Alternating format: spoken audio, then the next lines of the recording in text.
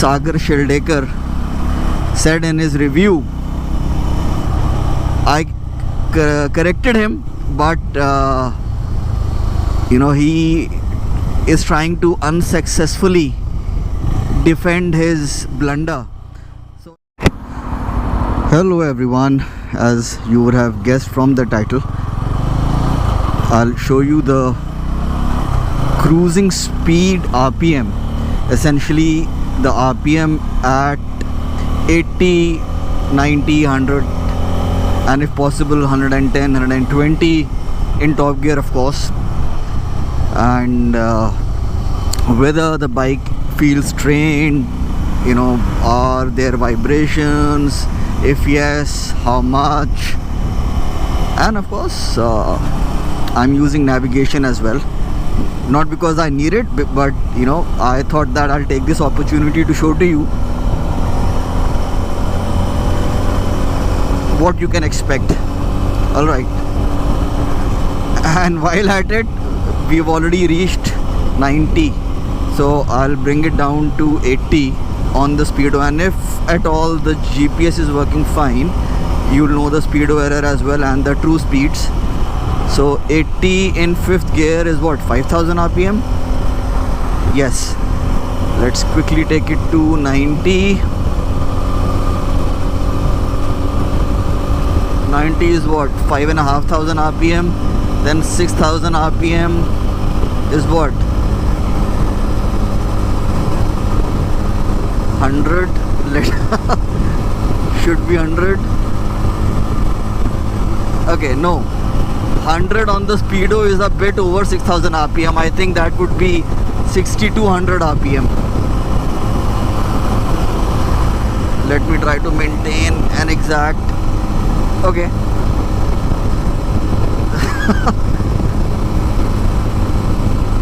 6000 RPM.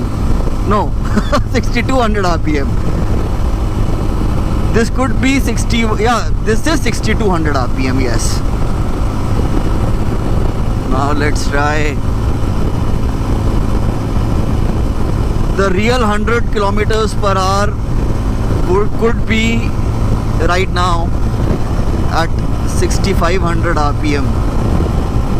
Let's try what 7000 is like. 110.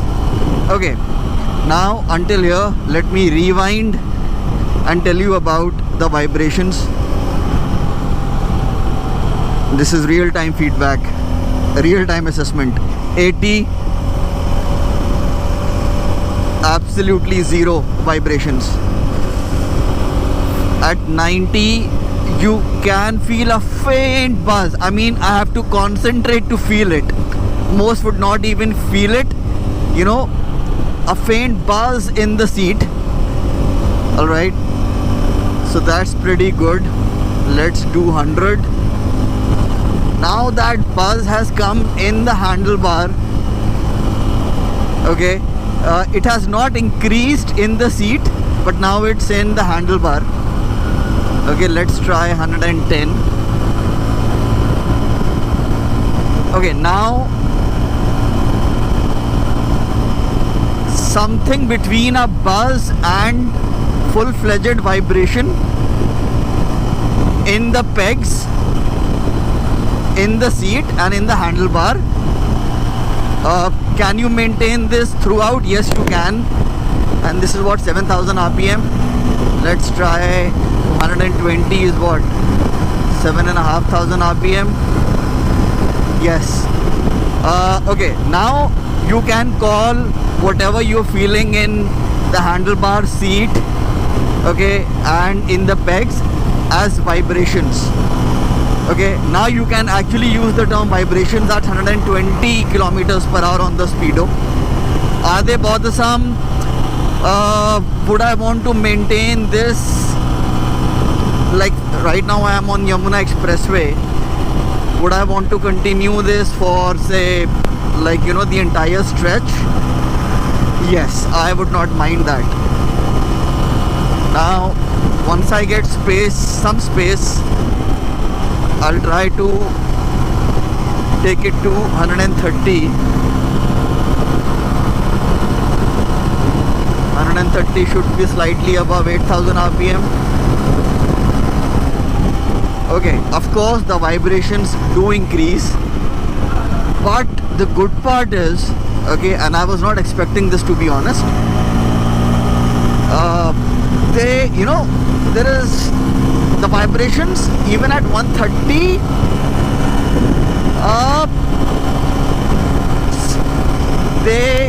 it's not an exponential increase,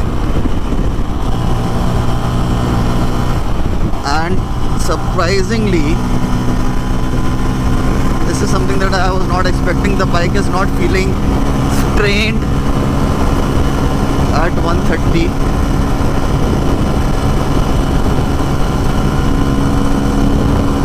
Okay, at above 130 for sure, it is feeling a bit strained. The vibrations have certainly increased, and I'm not liking the stability at all at 140. I guess you can see that it is a windy day. So 140 is what? So less than 9,000. See. What is this weave?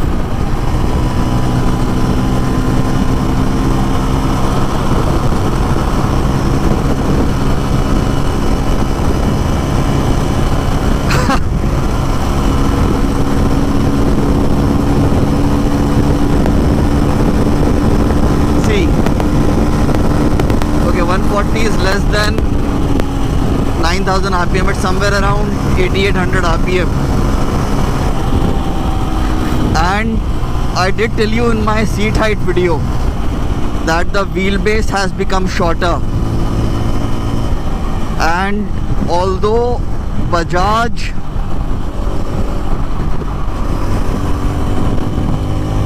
is not saying that the steering geometry has changed, it has definitely changed. Okay, and contrary to what my dear friend Sagar Sheldekar said in his review, I corrected him, but he is trying to unsuccessfully defend his blunder. So he essentially said that the wheelbase has become longer. No, Sagar, it hasn't.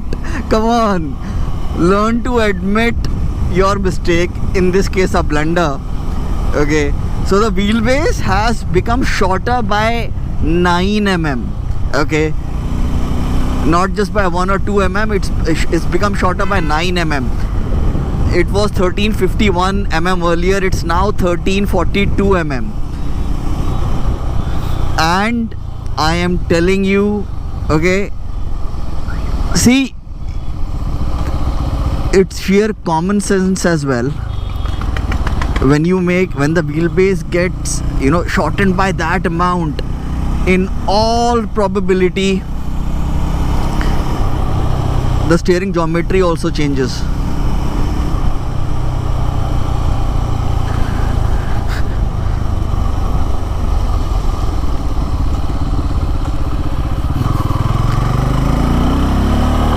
So the crux of the matter is, unfortunately,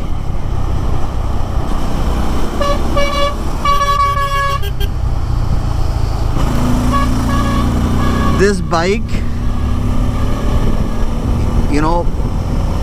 at anything above 130, 135 on the speedo is not at all as stable as the old bike, which is actually a shame.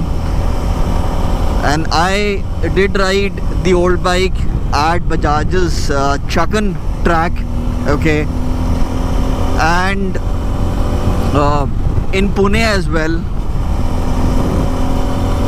So